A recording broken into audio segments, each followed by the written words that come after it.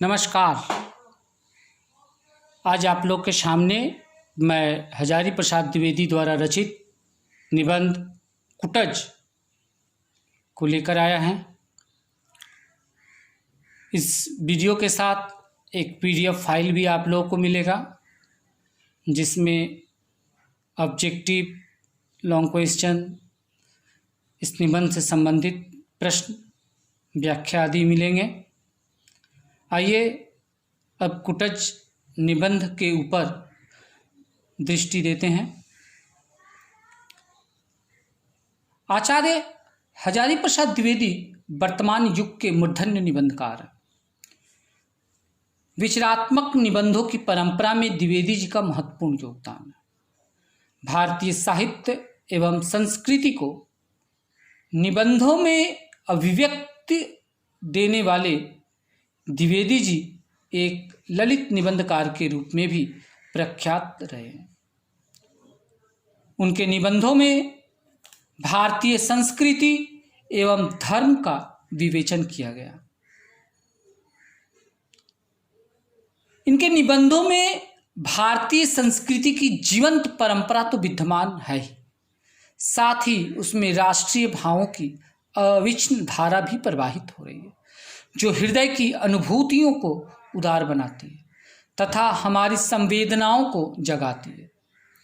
द्विवेदी जी मानव मूल्यों को वरीयता देने वाले ऐसे साहित्यकार थे जो साहित्य का उद्देश्य लोक कल्याण स्वीकार करते थे। अपने निबंध सकलन विचार और वितर्क में वे लिखते हैं, वह शस्त्र, वह रसग्रंथ, वह कला, वह नृत्य, वह राजनीति, वह समाज सुधार और पूजा पार्वण जंजाल मात्र है, जिससे मनुष्य का भला न होता है। कुटज एक ललित निबंध है, वह साहित्यिक विधा है। कह सकते हैं कि यह जो साहित्यिक विधा है,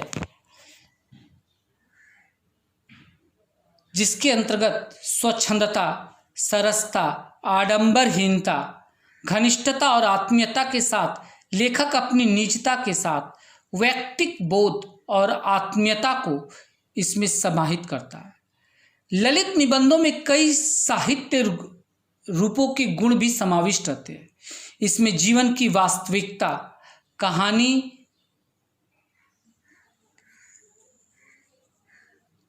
की संवेदना, नाटक की नाटकीयता, उपन्यास की चारु कल्पना, गद्य काव्य की भावश्यता, महाकाव्यों की गरिमा, विचारों की उत्कृष्टता, सभी कुछ एक साथ प्राप्त होते हैं। ललित निबंध मूलतः भाव प्रधान निबंध होते हैं। इसका यह तात्पर्य नहीं कि इस प्रकार के निबंधों में विचार तत्व का अभाव होता है।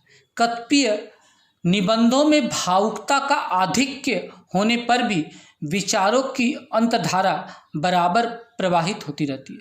कुछ निबंध पूरी तरह से भाव प्रधान होते हैं। द्विवेदी जी के ललित निबंधों में विचार और भाव का समावेश बराबर बराबर है। कह सकते हैं कि निबंध लेखन में स्वच्छंदता, सरलता, आडंबरहीनता, घनिष्ठता और आत्मीयता के साथ लेखक के वैयक्तिक दृष्टिकोण का समावेश रहता है। निबंध एक ऐसी कलाकृति है जिसके नियमों का निर्माता स्वयं लेखक ही होता है। इतना अवश्य है कि सहज आडंबरहीन आत्माभिव्यक्ति के लिए परिपक्व और विचारशील गंभीर व्यक्तित्व का होना आवश्यक है।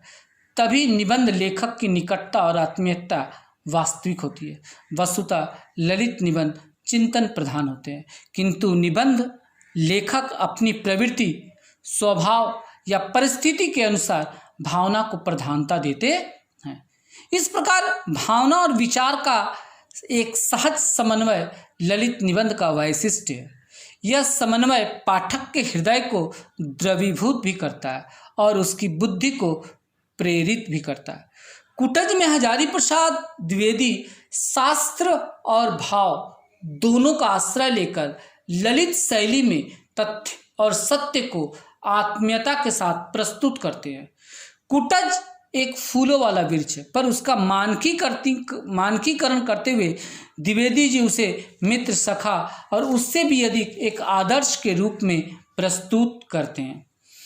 निबंध के अनुसार अगर हम देखते हैं तो हमें यह देखने को मिलता है कि निबंध का आरंभ, या फिर कह सकते हैं कि प्राकृतिक सौंदर्य को समक्ष रखकर द्विवेदी जी ने इस निबंध का आरंभ करते हुए कहते हैं, प्राकृतिक सौंदर्य एवं वैभव की दृष्टि से भारत विश्व के देशों में अद्वितीय। उत्तर में तुषार मंडित हिमालय पर्वत उसके सिर का मुकुट है, तो चरणों में लहराता हिंदी महासागर उसकी वंदना करता प्रतीत होता है। यह कहा जाता है कि हिमालय शंकर पार्वती का निवास स्थान है और भगवान शिव वहीं समाधि रखाए अखंड तपस्या करते रहते हैं। हिमालय का पाद देश शिवालिक कहलाता है। शिवालिक का अर्थ शिव के अलके अर्थात केश राशि, उनका जटाजूट। शिवालिक की पर्वत श्रृंखला शिव की जटाओं के समान ही सूखी, नीरस और कठोर है, इसलिए इसका शिवालिक नाम सार्थक है। संस्कृत साहित्य में, या फिर कह सकते हैं कि जिस कुटज का नाम इस निबंध का शीर्षक है, या इस कुटज वृक्ष के संदर्भ में संस्कृत साहित्य में भी इस वृक्ष का पर्याप्त चर्चाएं मिलती है। लेखक का मत है कि इसका नाम कुटज होना चाहिए था, क्योंकि यह गिरिकूट अर्थात पर्वत पर उत्पन्न होता है। गिरिकूट से जन्म लेता है। कालिदास से अपने प्रसिद्ध काव्य ग्रंथ मेघदूत में इसकी चर्चा की है। रामगिरी पर्वत पर स्थित विरही यक्ष मेघ को इसी वृक्ष के गुलदस्ते भेंट करता है और अपना संदेश अपनी प्रेयसी तक ले जाने की प्रार्थना करता है। हो सकता है कालिदास यक्ष के माध्यम से अपनी ही दारुण विरह व्यथा प्रकट कर रहे हो और उन्हें उस समय केवल कुटज के कुसुम ही दिखे हो। इसी संदर्भ में लेखक को अकबर के समय के प्रसिद्ध हिंदी कवि रहीम का भी ध्यान आता है, क्योंकि उन्होंने भी एक दोहे में कुटज का नाम उल्लेख किए हैं। वे रहीम अब बिरच कहूँ जिनकर छा गंभीर, बागन बीच बीच देखियत सेहुड़ कुटज करीर। अर्थात लेखक के मन में रहीम के प्रति बड़ी आदर भाव, यह उसके प्रति बादशाह का दुर्व्यवहार कर व्यथित भी है, पर साथ ही कुटज के प्रति कवि की बेरुखी तथा अन्याय देखकर उनकी आलोचना भी करता है, क्योंकि कुटज छाया भले ही न दे, उसकी फूल तो सुंदर होते ही हैं। कुटज शब्द की व्युत्पत्ति के संबंध में अगर चर्चा करते हैं तो कुटज वृक्ष का संबंध वह घड़े, गमले या मिट्टी के पात से उत्पन्न नहीं हो सकता, अतः लगता है इसको घर, झोपड़ी, कुटिया में उगाया गया होगा, पर वह कुटिया पर्वत प्रदेश में होगी। अपनी बात का समर्थन के लिए संस्कृत अन्य शब्द कुटहारिका, कुटकारिका का अर्थ बताते हुए द्विवेदी जी कहते हैं कि इन दोनों का अर्थ है घर की दासी सेविका। अगस्त ऋषि को भी कुंभज अर्थात घड़े से उत्पन्न कहा, वस्तुतः वह दासी के गर्भ से उत्पन्न हुए होंगे। अर्थात लेखक को संदेह कुटज नाम और रूप दोनों ही दृष्टियों से अपार प्रयोज्य है। आग्नेय भाषा परिवार में अनेक शब्द संस्कृत से आकर विलुप्त हो गए हैं, पर कुटज अपने सिंहासन पर दृढ़ता से अरूढ़ है। जहाँ तक उसके रूप सौंदर्य का संबंध है, वह भी बड़ा मोहक, आकर्षक और मादक है। और सबसे बड़ी बात यह है कि, या फिर कह सकते हैं इसकी विशेषता यह कह सकते हैं कि कुटज की जो जीवन शक्ति या फिर जिजीविषा, अदम्य साहस, अभूतपूर्व सहिष्णुता है। यदि अपनी धूप और झुलसती वाली लू के झोंकों को सहता और चारों ओर चलते पहाड़ या जमीन पथरीली, फिर भी वह पृथ्वी के नीचे जल स्रोतों से रच खींचता है और अपने को जीवित रखता है। अर्थात द्विवेदी जी कुटज के माध्यम से यह संदेश देना चाहते हैं कि जिस प्रकार से कुटज किसी भी मौसम में, चाहे वो ग्रीष्मकाल हो, पतझड़ हो, वर्षा हो, हर एक मौसम में लहलहाता है। अपने जीवन यापन के लिए खनिज लवण पर्वतों के सीने को चीरते हुए धरती से अपने लिए खनिज लवण अवशोषित कर लेता है। हम मनुष्य जाति को भी यह करना होगा। अर्थात जीवन में मौसम की तरह नाना प्रकार की समस्याएं आ सकती है, हमें उन सारी समस्याओं से जूझना होगा, हमें उन सारी समस्याओं से लड़ना होगा। ठीक कुटज की भांति अपने लिए अपनी जिजीविषा, अर्थात जिजीविषा क्या है? जीवन जीने की इच्छा।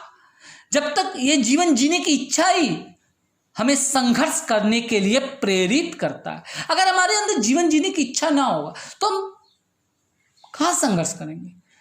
हजारी प्रसाद द्विवेदी जी इस निबंध में यह भी कहते हैं कि नाम में क्या रखा है। नाम तो कुछ भी रख सकता है, आँख का अंधा नयन सुख रख सकता है, कान का बहरा कर्ण प्रिया रख सकता है, मगर नाम में कुछ नहीं है। द्विवेदी जी कुटच के माध्यम से कहना चाहते हैं नाम कुछ भी हो सकता है, विशेष परिचय क्या है, उसका गुण। उसका गुण क्या है? अगर आपका गुण है तो आप योग्य हैं। अगर आपके अंदर गुण ही नहीं है, आप सौंदर्य रूप सौंदर्य बहुत सुंदर हैं, तो क्या लाभ है? गुण का महत्व होता है। रहीम भी अकबर के दरबार में थे अपने गुण के कारण। उनके गुण को अकबर ने समझा था, इसलिए अकबर ने अपने 9 रत्नों में उसे शामिल कर रखा था। मगर बात के जो शासक थे रहीम के गुण को नहीं पहचान पाए, तो रहीम के जब गुण को नहीं पहचान पाए तो उसे दरबार से निकाल दिए। ऐसा समाज में हो सकता है कि बहुत सारे लोग हों जो आपकी योग्यता आपकी गुण को न पहचाने, तो क्या आप अपने कर्मों को, अपने संघर्ष को, अपनी जीने की इच्छा को त्याग दीजिएगा? कदापि। हमें आपको लड़ते रहना होगा। कोई ना कोई तो आपकी योग्यता को पहचानेंगे, कोई ना कोई आपके जीवन जीने की जो अभिलाषा है, जो जिजीविषा है, उसे जानेंगे। हजारी प्रसाद द्विवेदी जी आगे भी कहते हैं, दाते निपुणना, तरह तरह की बहुत सारी बातों को से हमें प्रेरित करते हुए हजारी प्रसाद जी बार बार कहते हैं कि नाम में क्या रखा है। कुटच के माध्यम से लेखक जी यह भी बताना चाहते हैं कि वर्तमान सामाजिक और राजनीतिक जीवन में व्याप्त भ्रष्टाचार, चापलूसी, खुशामद, छल कपट द्वारा अपना काम बनाने पर उपदेश, कुशल बहुतेरे ही प्रवृत्ति, जादू टोना, ग्रहों का संतुष्ट करने के लिए नीलम, पुखराज, माणिक्य आदि पहनने आदि अंधविश्वासों पर करारी चोट भी करते हैं। लेखक को लगता है कि कुटच महाभारत के शांति पर्व में कहे भीष्म पितामह की वचनों में निहित या गीता में कृष्ण के स्थित प्रज्ञ बनने का उपदेश दे रहा। सुख दुख, प्रिय अप्रिय, हानि लाभ, जय पराजय, सब स्थितियों में अविचलित भाव से अपना कर्म करो। वह कायरता, भय, पराजय भावना, हीनता ग्रंथि को त्याग कर पूर्ण समर्पित भाव से कर्तव्य करने का उपदेश देते हैं। इसलिए तो कहते हैं जीवन जीने की कला है और तू अपने कला करता रहा। द्विवेदी कहते हैं कि मनुष्य कठपुतली है, साधन है, निमित्त मात्र। वे कौरव पहले से ही मेरे द्वार पर भाती थे। तू केवल निमित्त मात्र हो, किंचित मात्र शब्द से, अर्थात मनुष्य को स्वयं को कर्ता मानकर अहंकार नहीं करना चाहिए। न दुख पहुंचाकर या सुख को पराजित कर, न किसी को भला कर या सुख पहुंचाकर। अंत में लेखक मनुष्य को मन पर विजय पाने का परामर्श देते हैं। लेखक कुटच के माध्यम से मन पर विजय पाने का परामर्श देते हैं। दुख और सुख मन के विकल्प है।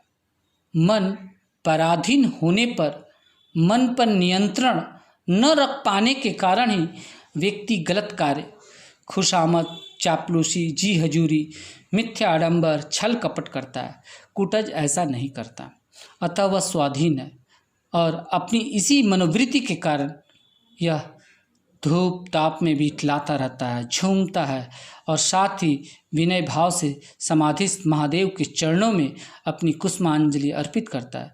सारांश यह है कि स्वार्थी न होकर परमार्थी बनो, सन्मार्ग पर चलो, छोटे मोटे स्वार्थों के लिए चरित्र भ्रष्ट मत करो, मन को वश में रखो, इंद्रियों को दमन करो। मन को वश रखो अर्थात जिनका मन परवश में होता है, दुख उन्हीं के लिए है। जिनका मन उन्हीं के वश में हो वह हमेशा खुश रहता है, सुखी रहता है। इसलिए कहते हैं इंद्रियों का दमन करो। राजा जनक की तरह इस संसार का सुख भोग करते हुए भी उनमें आसक्त मत हो। जल में कमल की भांति निर्लिप्त रहो और मन परवश नहीं, अपने वश में रखो। कुटच की भांति संघर्षशील जीवन जीने की जिजीविषा लिए अपने कर्म में रत रहो, अपनी इच्छाओं का दमन मत करो, अपनी जिजीविषा को जिलाए रखो। तभी कुटच की तरह अपराजेय शक्ति से तुम भी अविष्ण की धारा में प्रवाहित होते रहो।